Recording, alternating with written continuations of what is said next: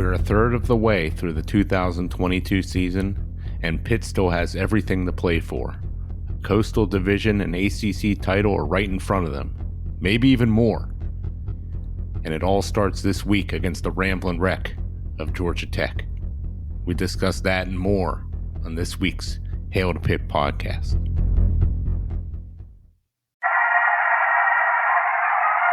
What was your message about finishing it in these final 30 minutes? Well, you know, it happened in West Virginia where we knocked off number 2.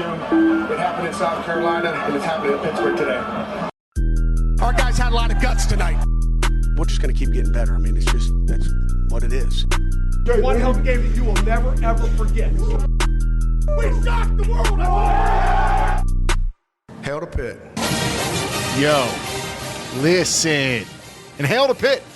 This is the week of October 1st, 2022. And this is the Hail to Pitt podcast. I'm Alan. And I'm Vince. Rhode Island gave Pitt some valuable reps last week. Now the games that really count begin as Georgia Tech comes to town, having fired Geoff this week. Did he ask to be fired, though, Vince, before having to face Nards? I don't know. But we do know that Pitt should kick this team's ass no matter who is roaming their sidelines. The time has come. It is ACC season, and national acclaim is within reach starting this week. Vince, let's do it. Coastal time. This is really what it's all about here. Non-conference is over, a 3-1 record, but you could throw that all out the window right now. It's all about winning each and every one of these ACC games, starting with Georgia Tech Saturday night, 8 p.m. under the lights, ACC Network. Yeah, I don't care that Georgia Tech stinks on toast. I don't care that Pitt played Rhode Island or New Hampshire, whomever, last week. I don't care what you're telling me. I don't care that Narduzzi's kind of worried about covering in games instead of just winning, apparently. We'll get into it all. We got to focus. It's time. Here we go. Let me carny bark at you.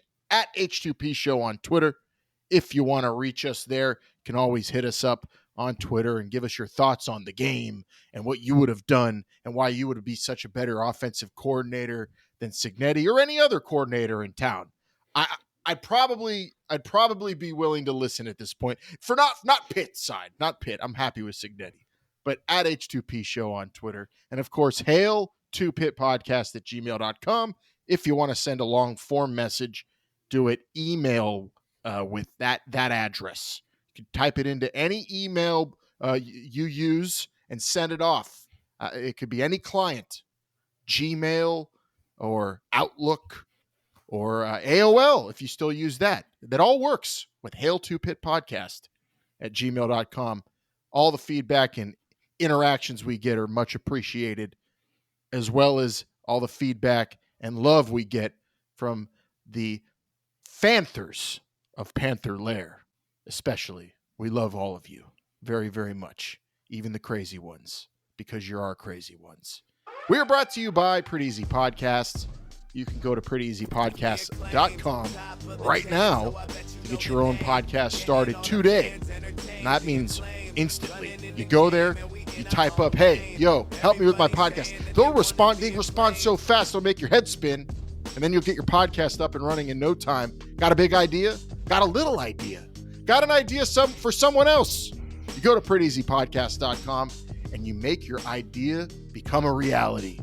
All the help you'd ever need podcasting at an affordable rate. Sound great, have fun, just like we do here on the Hail to Pitt podcast. And all you have to do is go to prettyeasypodcast.com. And they make podcasting pretty easy.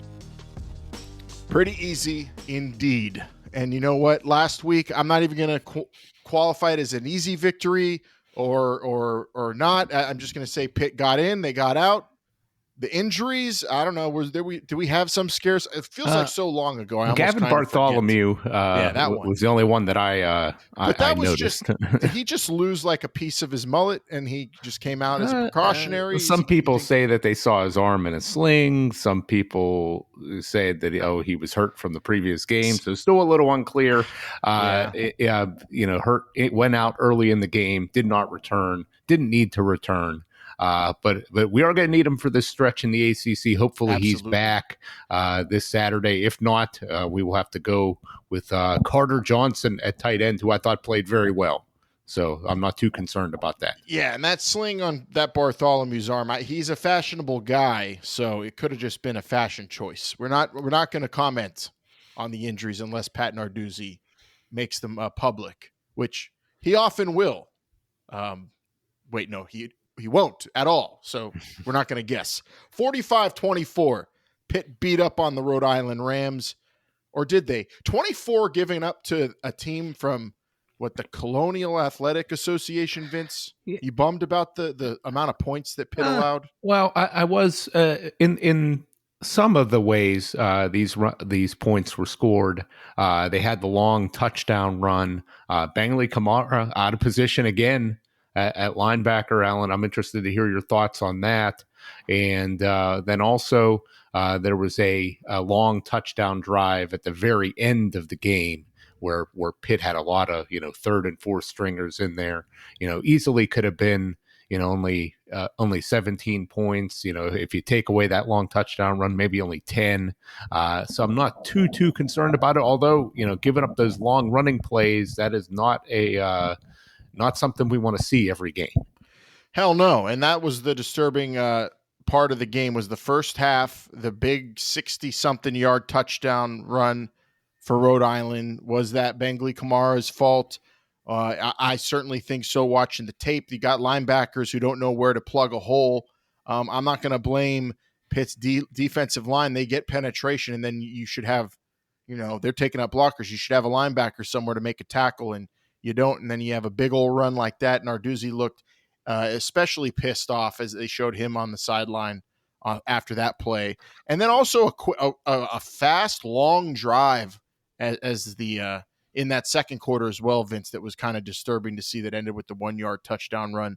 So there was obviously a lot of good in this game. Of Pitt wins, puts up 45. Abanikanda looks like the cream of the crop in the ACC when it comes to running backs. The offensive line, for the most part, did their job. They made it really hard for this team to complete any passes consistently, but those little flashes of I don't know, what do you call it? A brain farts, I guess, is what the football term would be. A lot of brain farts in a game that you're striving, much like damn it, I wasn't going to bring it up, a final tune-up match before the World Cup. You want to look your best, Vince, in this type of game. But I don't know if Pitt did. Maybe not the best, but again, I mean, using a ton of different guys, a bunch of guys that haven't really played much this season, may not play very much the rest of the year. In the first half, they did, though, and that's when some of the worst egregious errors were made. Well, 24 guys played on offense, 27 guys played on defense. A coach has been talking about defensively limiting the number of explosive plays, and Jeez, oh man, please do it. Well, he's been talking about, our goal is to have like under 4 explosive plays every game. And they have been achieving that, I will say, which is, I guess, a dramatic change from, where this defense was, maybe 3 or 4 years ago. So I can't fault them too much there. But yeah, you would expect your starters not to be giving up a big play like that to Rhode Island, especially in the running game. It's not like it was a deep pass. It wasn't like just a missed tackle. I mean, it was just just guys out of position, which we cannot have, and that's going to need to be cleaned up for this week. And I do think that they're going to certainly be very focused in practice. You do have to think about that, Alan. How motivated was Pitt, for this game, especially starters, knowing that they're not going to play a whole lot. I don't know. I'm not taking too much out of this performance. What say you? No, I'm not going to get too down on the errors, but actually, maybe it's a good thing, because that's just going to make practice more hellish for them as they get ready for Georgia Tech and other ACC games. You got to learn from your mistakes. You can't learn from mistakes without making mistakes, I guess, and they did that. So I'm not as bummed about that as I was some other stuff in this game. Super pumped for Izzy Abanikanda. Was it a breakout game? I'm not going to call it that because it's Rhode Island, but 4 touchdowns in one game. When you Bundy on any team, It's noteworthy. Loved watching the Pitt running backs just go out there and have fun all day long. What did you think about Abanikanda being in the game as much as he was, Alan? It almost seemed like Narduzzi just wanted him to get his stats up, to win some awards at the end of the season. I mean, that's really what 100% was. Go out there and be ACC Player of the Week, kid. Yeah. Go get it. I mean, I know he's a young buck, and he can handle it. And they got 2 games coming up here before a bye week, but. It definitely seems like I'm not saying Heisman Trophy or anything, but maybe a best running back award in the entire country. It seems like something he might be able to achieve if he certainly keeps up his numbers at this pace. Or do you think Narduzzi bet on him to win the Doak Walker? I feel like Narduzzi's real. He's talking a lot like a guy who goes to Vegas a lot lately. We're going to cover this game, he said at halftime. I don't know if anybody caught that. If I misheard it, I don't know. But I swear he said, we're going to take care of it at halftime and we should cover. He said we should. I don't know. Maybe he meant the secondary. I don't. Maybe, Alan. I was at the game. I did not see this post interview. They don't put those in those all 22. You gotta watch the standard. You gotta watch the standard broadcast back and watch the halftime running off the field interview with Nards, where he said we'll cover. Swear he said it. I don't know. He wanted Abanikanda to go out there and have a big game. He did, and he wanted Slovis to go out there and just, I guess, get back in the rhythm. Both, I don't know. Last week we were saying don't play him too much. I said don't play him at all, and he went out there. He threw 27 times, but he never really went downfield, and that was disturbing. But what I was happy was he targeted Bub Means a lot, which is what I said I wanted to see. Although Bub Means didn't really, I think, take full advantage of any big plays, didn't have a whole lot of yak or anything in that game. Longest I think was like a 12 or 13 yard catch. So they went out and I guess he executed the game plan that was called. I mean, there weren't really. I mean, there was a lot of quick screen passes, just not a lot of deep ball plays, and I'm not quite sure what this was about. It seems like every week we're getting a different offensive game plan from this team. I can't figure this out. They're 1 week they're going under center and just pounding it. Another week they may still be going on under center, but they're doing a lot of quick passes to the outside against Tennessee in the shotgun the whole time, slinging it downfield. I don't know where this. They've shown that they could be multiple. Is really all we could see. They're really calling it according to the personnel that they're facing in the matchups. I feel like that's what they're trying. They're be liquid, be water. You want to be able to form according to what you're facing, and that's a great thing. But throw the ball down the field against a team like Rhode Island. Man, I hope you could. We're not seeing a lot of that. A lot of frustration, I think, is building up for some of the angrier in the people in the fan base when it comes to the receivers and what they're able to do downfield. Well, I don't know if it's receivers not getting open, but you would think this would have been the time to do that. The only other thing I could think of was, they had a lot of, second team offensive linemen in this game. Did they feel that, they didn't want to take any risks with Slovis's health? And just do a short passing game in this type of situation. I don't know what it was, but certainly, I mean, to your point, Alan, the receivers have been disappointing. I think so far this year, especially without Jared Wayne in the lineup this past week. Yeah, and that without Wayne in there, you have an opportunity, like I said, calling out Bub Means last week, to go out there, get your head right, get your game right, get some confidence instilled in between you and Slovis.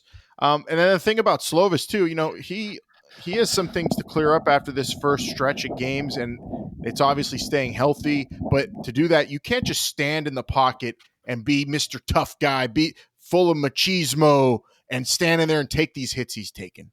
Scramble a little, man. Scoot around. Throw the ball on the run a little bit. He took some hits against Rhode Island he shouldn't have. Very dangerous when you're playing quarterback and you're being relied upon that way. Nick Patty's already banged up, man. Come on. I like Yarnell. The Dartmouth guy, whatever.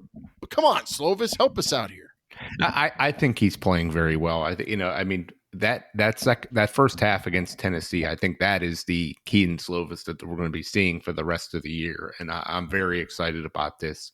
I'm kind of throwing out, maybe I'm being a fool about this, but I'm kind of throwing out this past week's, result and game plan.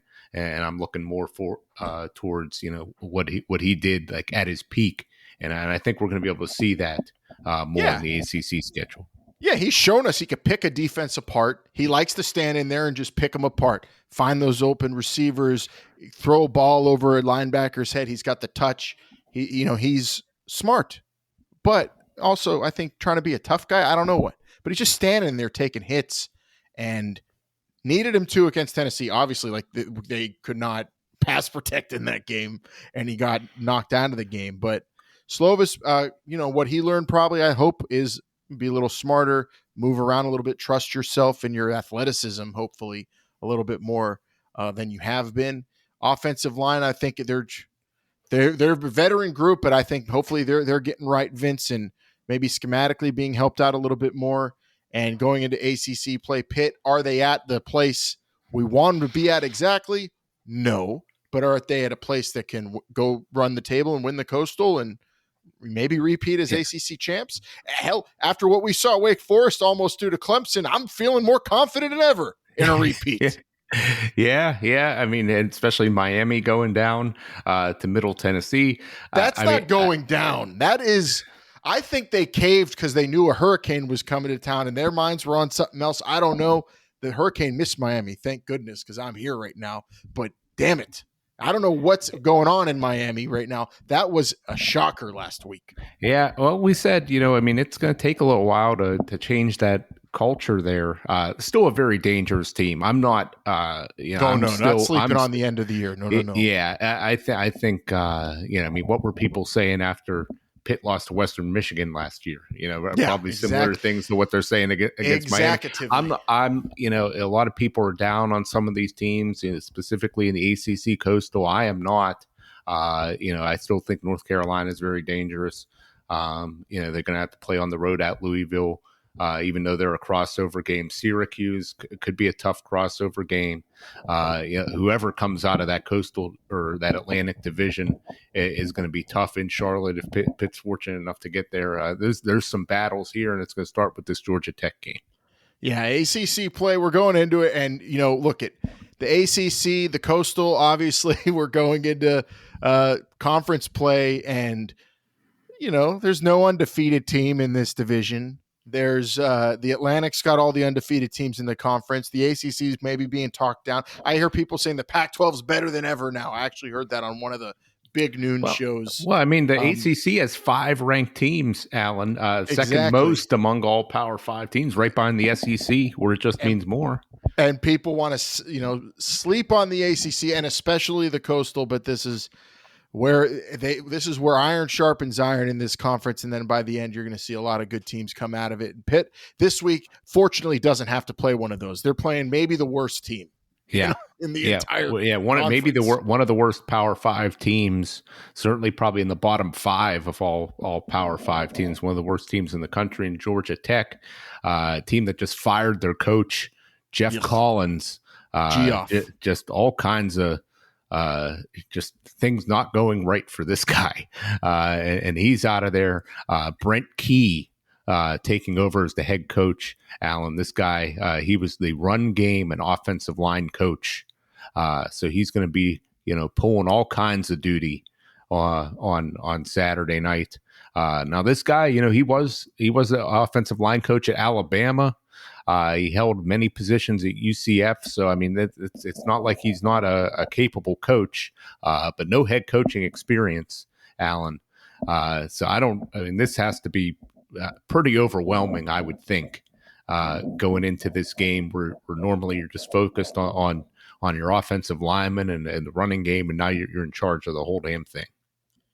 Yeah, Geoff Collins, Pat Narduzzi's rival, he's gone. They had the blood feud. They did not like each other.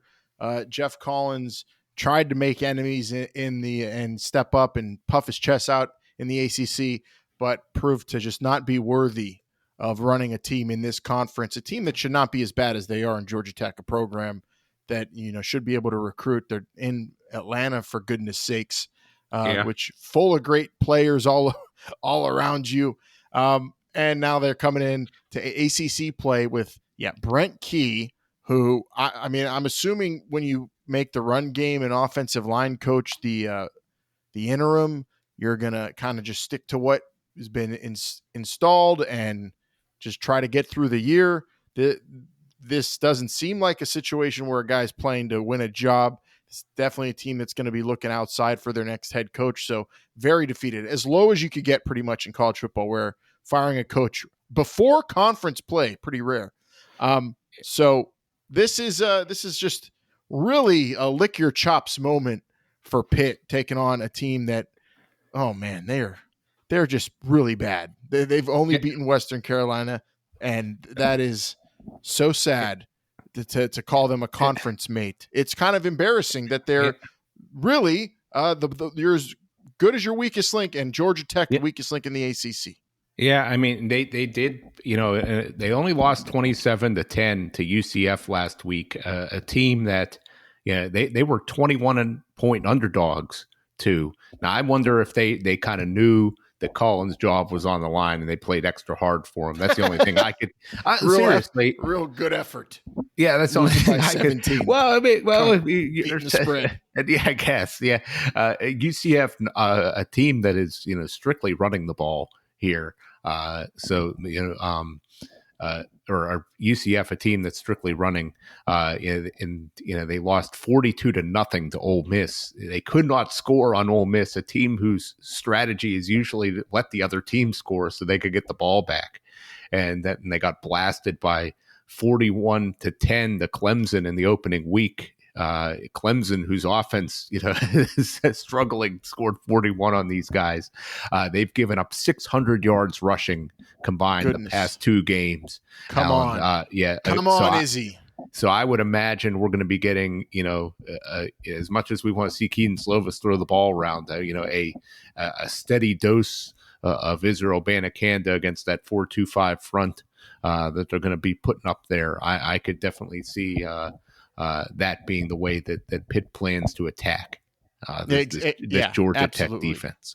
Absolutely, which is interesting because you knew this going into even last week that you're going to be getting Georgia Tech, a team that can't stop the run, and Narduzzi still just fed Izzy, but feeding Izzy, that's the game plan, it seems, this year. We knew that Pitt was going to be more run heavy this year, and I wouldn't mind it if they ran at least, I'd say just throw the ball maybe 10 times and then just run out down their throats. You can against this team.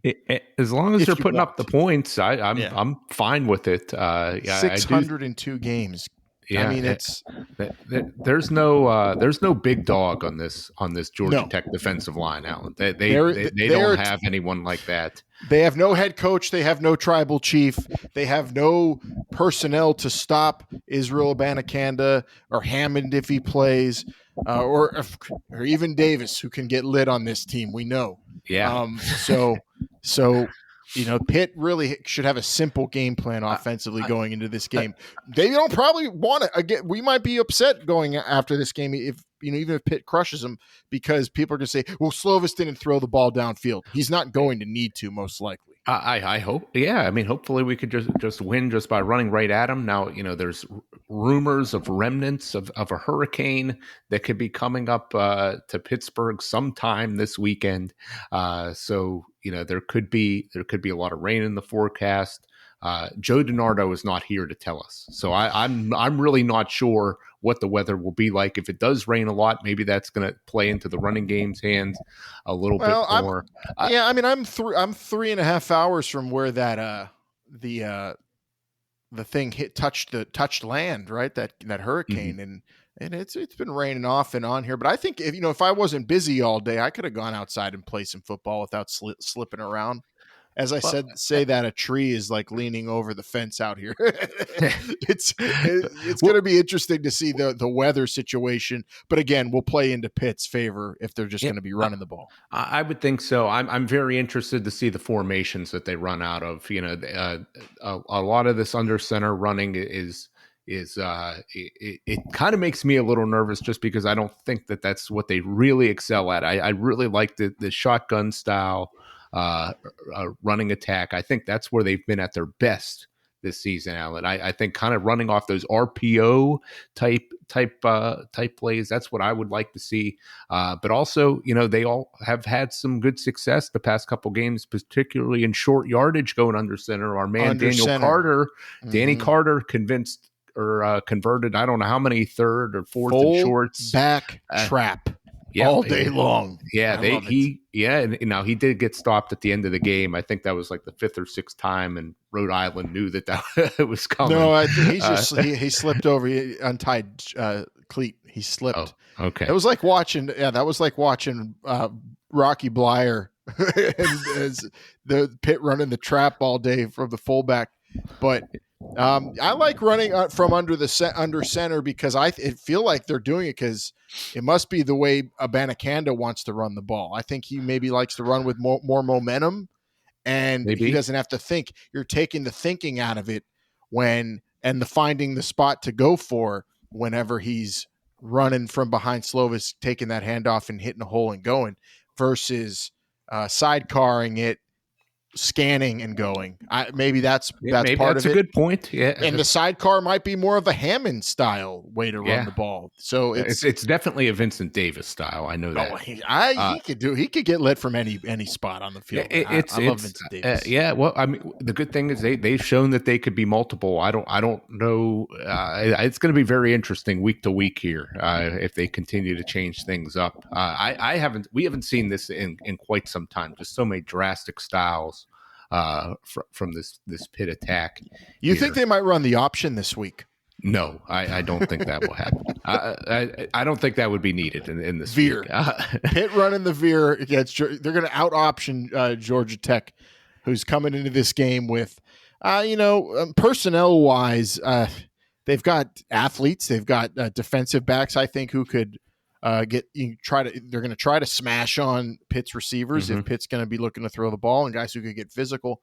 And at quarterback, Jeff Sims is coming into this game, who's a rusher, can run the ball. So Pitt's linebackers are going to have to have their heads on a swivel, fill gaps against the run game, but then also now worry about a quarterback who can run. And I think they handled Hooker pretty well in that regard against Tennessee, so I'm not worried about it.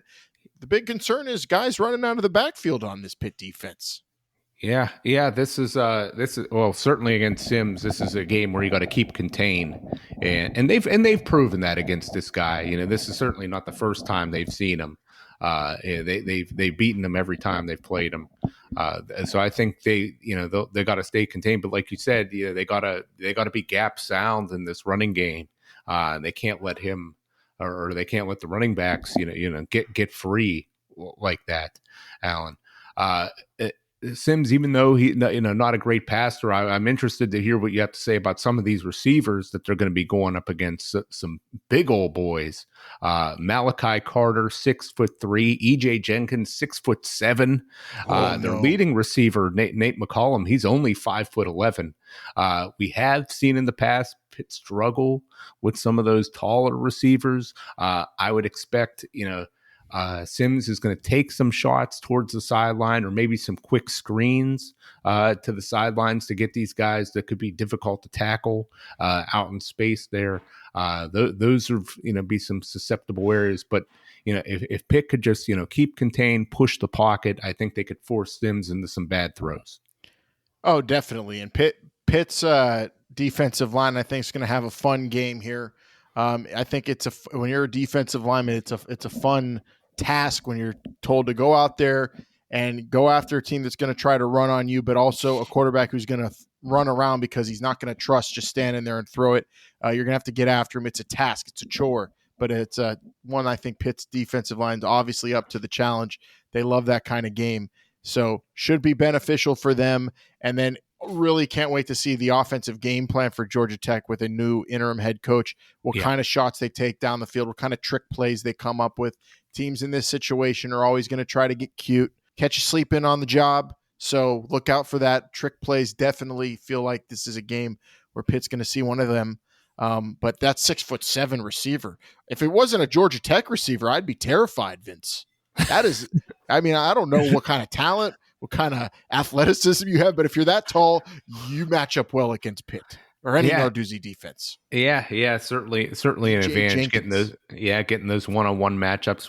We'll see. That pass rush is going to be critical. Make sure that Sims can't have time to throw to those big guys. He's got a big game for this defensive line, chasing Sims around. I'd imagine that they're going to have to do a lot of rotations there, and that depth. A lot of 4 of your top 5 defensive ends were out for last game. So I think we're going to, we'll see who returns. We'll see if Haba's back.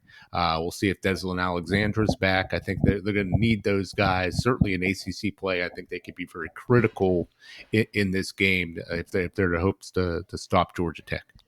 Yeah, and another thing to keep look out for in this game, again, it's an interim coach. It's a team, already nothing to lose, and the season's just starting conference-wise. But they have a kicker that's made, I think, like 1 or 2 field goals. Yeah, look, 2 for 6 on the year. Can't kick the ball really well. So if it's 4th in anything and not in field goal range, maybe they go for it. This could be an interesting game when it comes to the calls the new head coach makes. So keep an eye out for that as well. Dangerous to play a team like that, but Pitt should be able to handle them easily.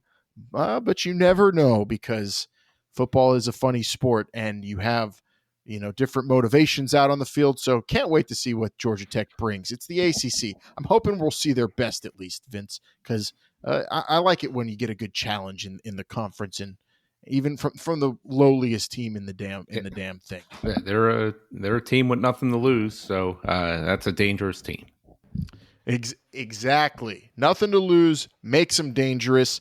And you know what, Pat Narduzzi, not only he doesn't get to beat up on Geoff Collins this week, but I'm sure he still wants to cover, as he said last week.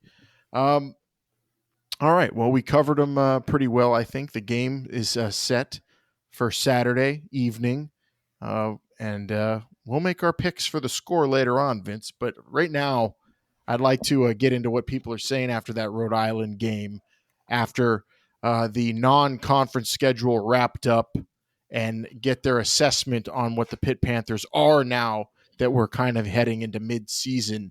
And the best place to get all that kind of talk is on the Pitternet. Can you explain what internet is?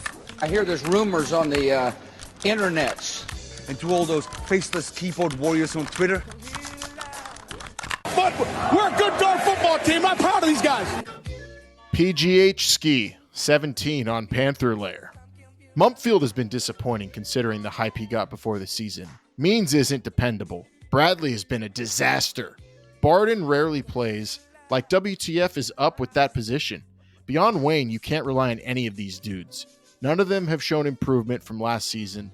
I think all of us were really excited about this group, but it's been hard to watch. I'm going to say that's a little harsh, Vince. It hasn't been hard to watch. There's been bumps in the road. There's been growing pains. I'm not going to say hard to watch. I don't know who these people were that were saying Mumpfield had all this hype before the season. A good transfer player. No one was saying he was going to be Jordan Addison. They said he's going to have to fill his shoes. Well, I'll say this. I would agree with everything that was said there, except that last sentence. I wouldn't say that, that it's been hard to watch, but I will say that a lot of these guys have been disappointing and not making, some catches when the ball's thrown to them, and maybe not getting open as much as they should, or running the wrong big route. Plays, these guys in the WVU game. Well, in their first game out there was I'm not saying clutch, some drops, some fumbles, but still. They have not been as they have not lived up to the hype, and maybe the hype was unfair. I think it definitely was. I'm not going to get mad at all the other players for not being Jordan Addison or Jared Wayne even, They have to grow into it. We said at the beginning of the year, they're young. They are young. You can make that statement after a few games within the conference and then come back to me. And they're maybe on that path to being hard to watch. That's what I said. If it's more the same, I'd be bummed. That's what I think. This quarterback situation has kind of derailed some of the progress that we were going to be seeing. So let's give them a few more games and then talk. Yeah, exactly. Come on, don't jump to conclusions when the damn conference play hasn't even started. PGH Ski 17, but I like the standard you have set for the wide receivers because, well, that's the standard at the University of Pittsburgh. If you're a wide receiver, you need to play well and make big plays, especially in conference. So here we go.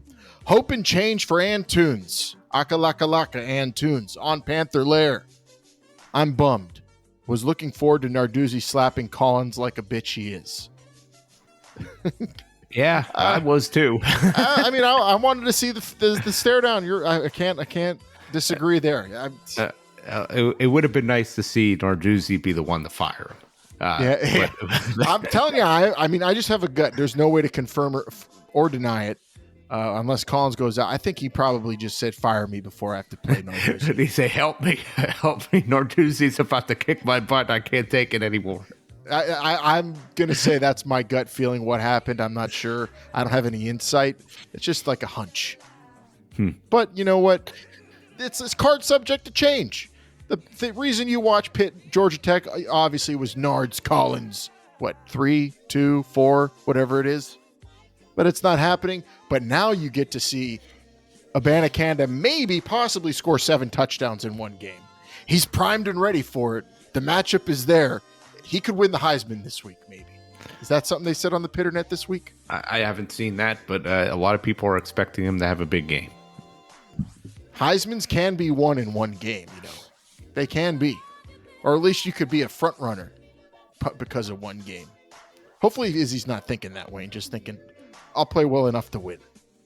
That's all you got to do. It's a long season. And that's it from the Pitternet this week? Yeah, that's all I got. Okay, I didn't see anything else too crazy, but I wasn't on it a whole lot. I was doing hurricane prep and also I watched that Miami loss back twice. I don't understand how they go out there and lose, but like you said, you equated it to our loss last year to Western Michigan, but hopefully Miami doesn't go and run a table, and hopefully Tyler Van Dyke isn't drafted to the Pittsburgh Steelers next year, because I don't want to see that. I don't think anybody wants to see that. No. Okay, let's go back into reality. And in the city of Pittsburgh, there's a lot of talk about coordinators and the game plans of these coordinators and the quarterbacks and their capabilities. It's and from the Whippeal games to the Pro to the Pitt, everywhere, Vince, it's all anybody's talking about. Another Saturday coming and the Panthers are playing. Time to find out what the Panthers are saying. How come none of these quarterbacks in town can throw down the field? Well, a lot of people, they don't talk about them wins, how they circle throughout Heinz Field and that. Yeah, it's hard to throw, Yeah, I guess you got to have a big old arm like 7 or 8. Oh, yeah. Marino would have never been drafted had he played there. Hail to Pitt. What the Panthers are saying. That's what the Inzers are saying. That's absolute nonsense to me. But those swirling winds are a factor. We'll see what that's like this Saturday night at Heinz Field under the lights, 8 p.m. on the ACC network. Alan, I'm a little disappointed this is a night game because there's a whole lot of big games this weekend that I wish I was going to be home to watch the entire time, but I won't be. Yeah, that's a bummer for you, but good for me. I'm going to have all the TVs for all college football, giving us a bunch of good matchups all day long. Going to be a fun Saturday, capped with obviously Pitt, Georgia Tech. Let's get into that in a minute. Let's talk about all these other fun matchups. SEC plays underway. It's been pretty solid. It's fun to see new teams emerge, like top 10, number 7, Kentucky at Ole Miss, number 14. This is a big matchup that I did not see coming being this big, Vince, in all honesty. Yeah, Kentucky. Number 7 Kentucky. Yeah, in football, number 7 Kentucky, a 7-point underdog now on the road against number 14 Ole Miss in the Grove here. I just don't understand how Kentucky is. I don't think they're that good. I think there's a lot of smoke and mirrors there. But Ole Miss, I'm not quite sure if they could be trusted just yet. They haven't really thrown the ball a whole lot. You don't need to when you play Georgia Tech. I guess so. Yeah, this is an 11 a.m. kickoff in Oxford, Alan. If weird things could happen in an early kickoff, I'm not quite. I just don't want to pick against Ole Miss, but it does seem like a lot of points here. That's really just more doubt for Kentucky. People are doubting them. I've doubted them all year long, and I'm going to again. I'm not a fan of Levis, who is not that most accurate quarterback, and I don't think he's going to run this table and put Kentucky on the map in the SEC. This would be a big win for him. I'm going Ole Miss. That's okay. I'm going Ole Miss, and I'm going Ole Miss. I think Ole Miss will win by 3. 20. Okay. Let's go 30-27. All right. Number 22 Wake Forest getting 7 points on the road at number 23 Florida State. Wow. Wake Forest a devastating overtime loss to Clemson at home last week. Alan was one of their it would have been one of the biggest victories in Wake Forest history had they been able to pull that off. Do they have enough? Is this going to be a letdown game for them? I don't know. I do kind of like Wake Forest in this game. They really showed me a lot last week. He's as good as Florida State's been playing. I think Wake Forest can go on the road and get this done. That was interesting at the end of the game and seeing how much Wake Forest was just running the ball. I don't know if Hartman was like injured or what, but they pounded the ball on the ground, and then they ran right into overtime, and then I don't know, just got gassed and couldn't keep up, and Clemson finished them off. But they were right there. They put up a valiant effort. They have veterans. They have really, good football players who will go out and play in big games and give it their all. So credit to them in that game. But my thought is going into Florida State, unless the weather's crazy in this game and it evens it out, I feel like Florida State's going to run away with it. Do you really? They're looking impressive to me. Okay. And Wake Forest, after an emotional game like that, you feel like it'll be a letdown. And I'm pretty sure, didn't Texas slip up or have a rough game after they almost beat Alabama? When you're that team that almost beat the team you shouldn't beat, I don't know. I'm going to take Florida State at home against a team like that, and on the come up. Seminoles are looking dangerous. I don't like it, but you knew it was inevitable that Florida State would turn it around, and here they are. Mm-hmm. Maybe the game of the year in the Big 12 here, number 9 Oklahoma State Cowboys getting 2.5 on the road in Waco at number 16 Baylor. Your guy, Dave Aranda, heading up the squad there for the Baylor Bears. I think these are two very evenly matched teams, Alan. I think I'm just going to go with the home team and just saying I give them more than a 2.5 point advantage. This game has come down actually a little bit down to 2 in most places. I'm really only seeing 2.5 at the Win and at the Mirage right now. But I'd still lean with the Baylor Bears. I think this is going to be a very exciting game. Yeah, this is what Big 12 football is all about, and this is what you're going to get until it's gone forever. So enjoy it as Baylor ends the Big 12. We've been saying it, and this is one of the games where they're going to put their stamp on the conference. It's shaping up to be a Baylor win. Get it? Because I'm sure everyone says that about their quarterback. But they're not a very impressive team to me, but they're for a Big 12 team, they're an impressive team, and they're fun to watch these big games. And I'm going to look for Baylor to win. It's 2.5, you said. I'm going to take Baylor by 7.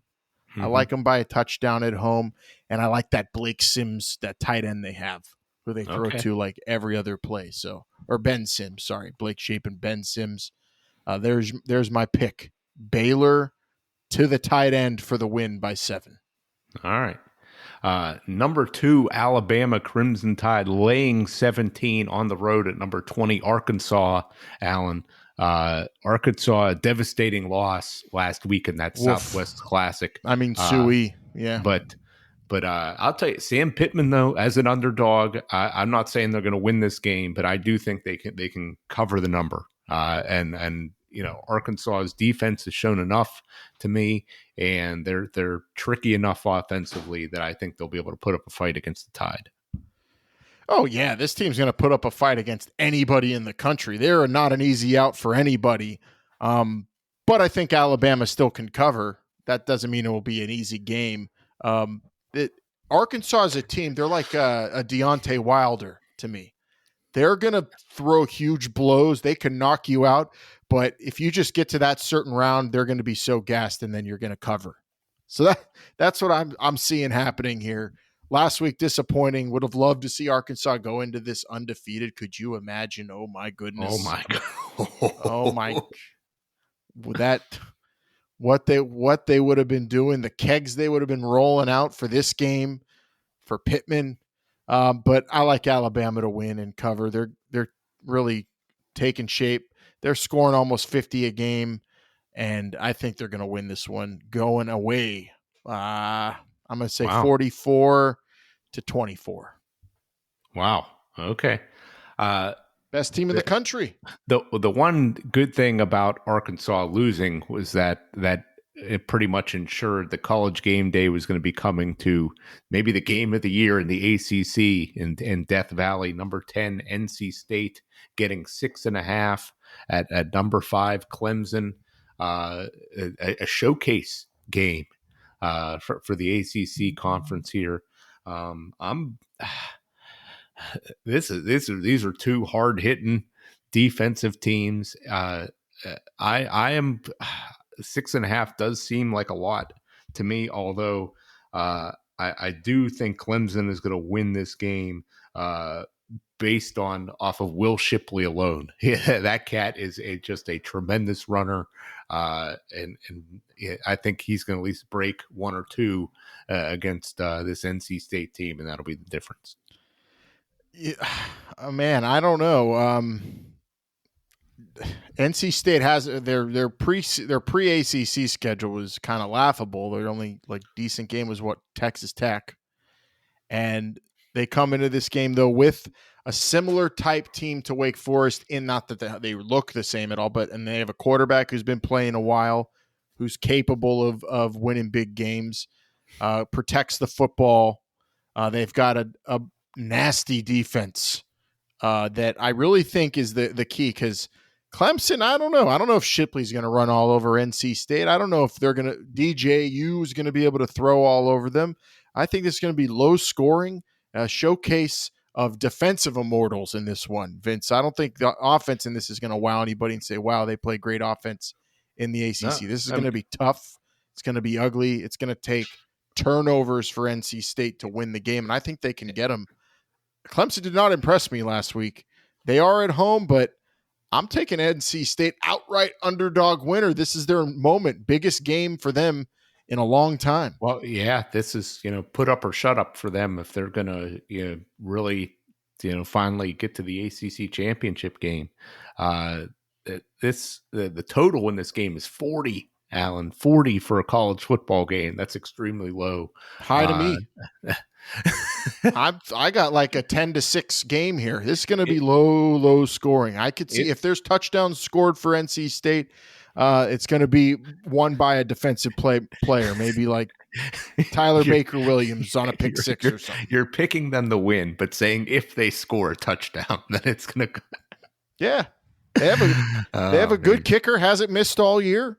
I mean, they can win without scoring a touchdown in this game. It does seem like it's a pretty big spread for a game with such a low total. I'm not quite sure what to think about it. I guess analytics may say that you'd want to take the points here with NC State, but Clemson isn't home. I think that does count for something. we'll see. I'm excited to see this one.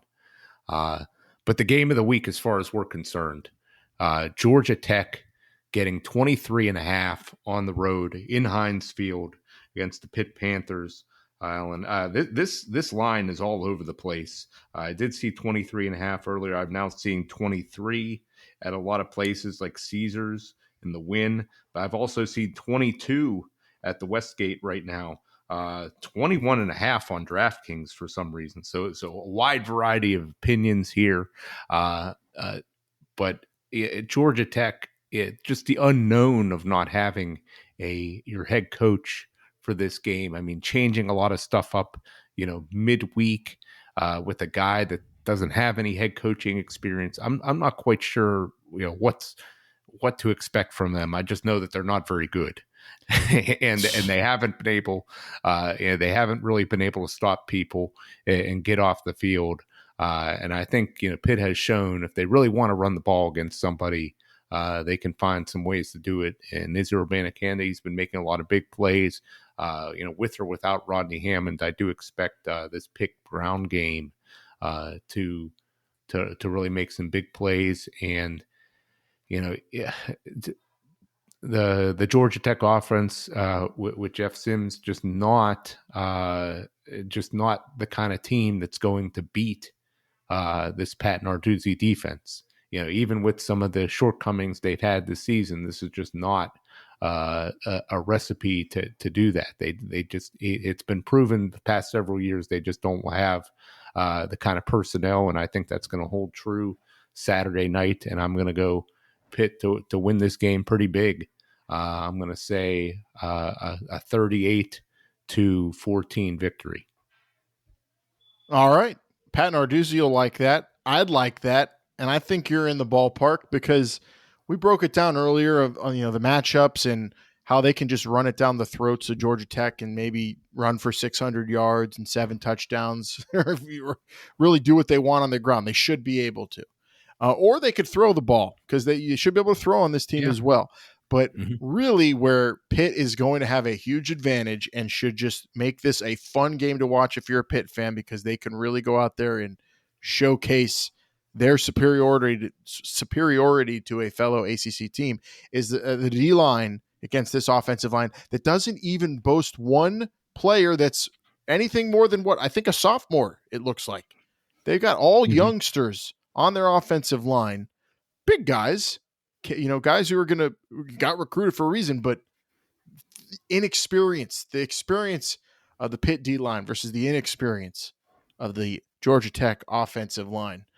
Look for Sims to be running for his life, and hopefully that's backwards, not forwards, because he is capable of breaking it. He's a good running quarterback. But man, Pitt just outgunning this team every which way. Should win it easily. I agree, Vince. I'm going to say they break it open here. Maybe crack a cold one afterwards too, since it's going to be sloppy and wet out there running for 600 yards. Pitt wins 42-7. This is going to be a romp. Yeah, I'm with you.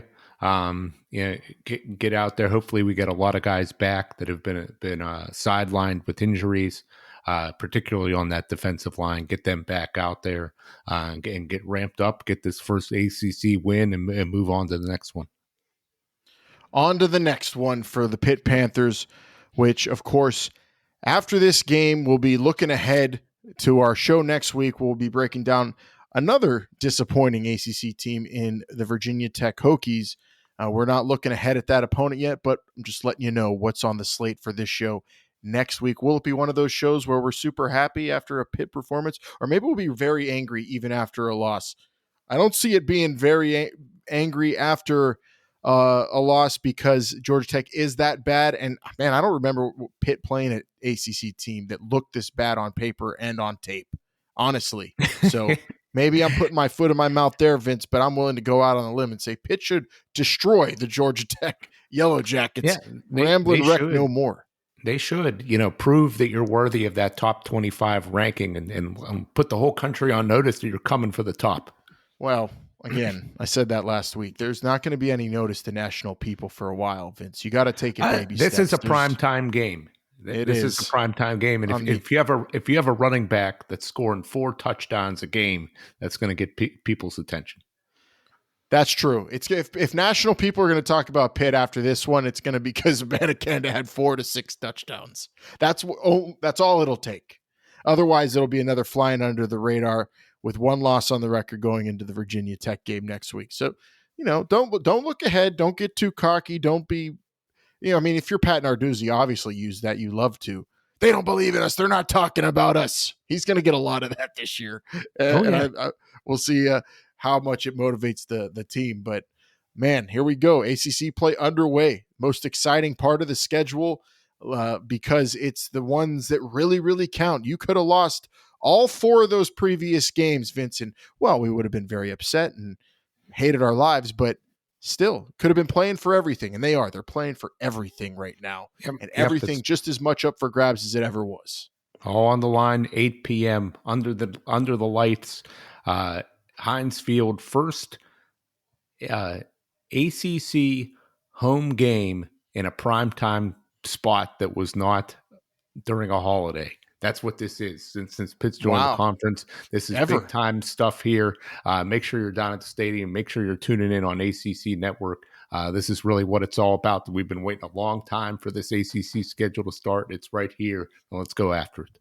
A Creature Stadium. Go get it under the lights and then get right back here next week so we could all talk about the game and look ahead to the next one. We're on the ride together. Thanks for joining us. Vince, you got anything left?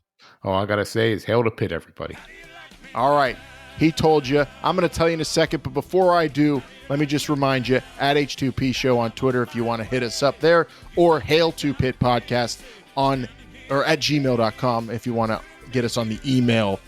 Been a fun one, Vince. Everybody, again, thanks for listening, subscribing, leaving those reviews on your favorite podcast apps. Tell the Pitt Panther fan in your life about the Hail to Pitt podcast. ACC plays underway, and everybody loves conference play. Let's go win one, and Hail to Pitt.